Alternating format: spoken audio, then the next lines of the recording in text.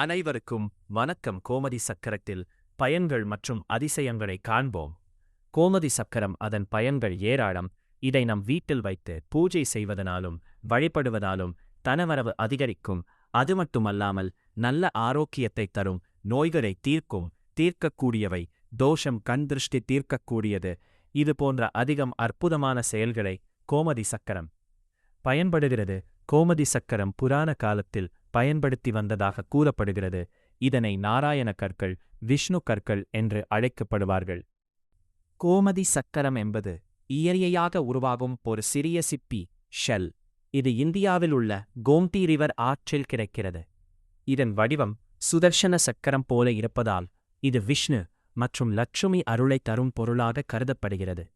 வீட்டில் வைத்தால் செல்வம் அதிகரிக்கும், கண் திருஷ்டி தோஷம் நீங்கும். பூஜை அறையில் வைத்துக்கொண்டு தினமும் வழிபடலாம்.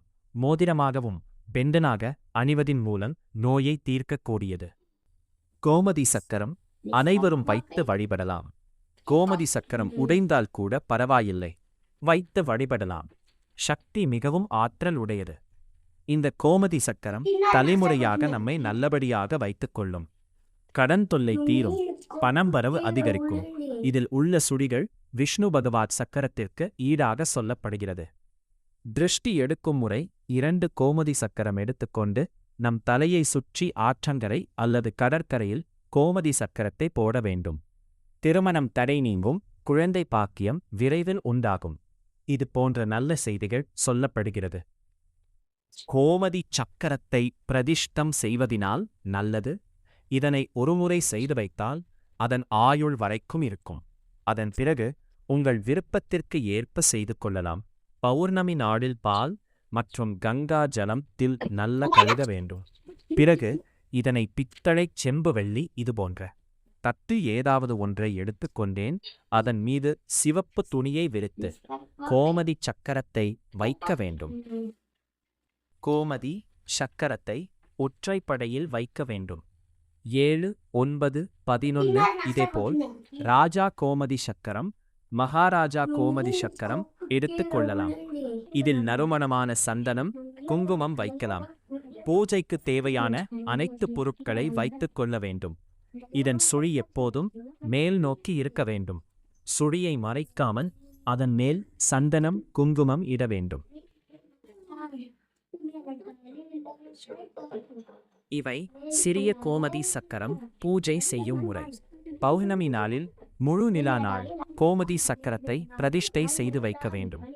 சுத்தமான இடத்தில் அதை வைத்து வழிபட வேண்டும்.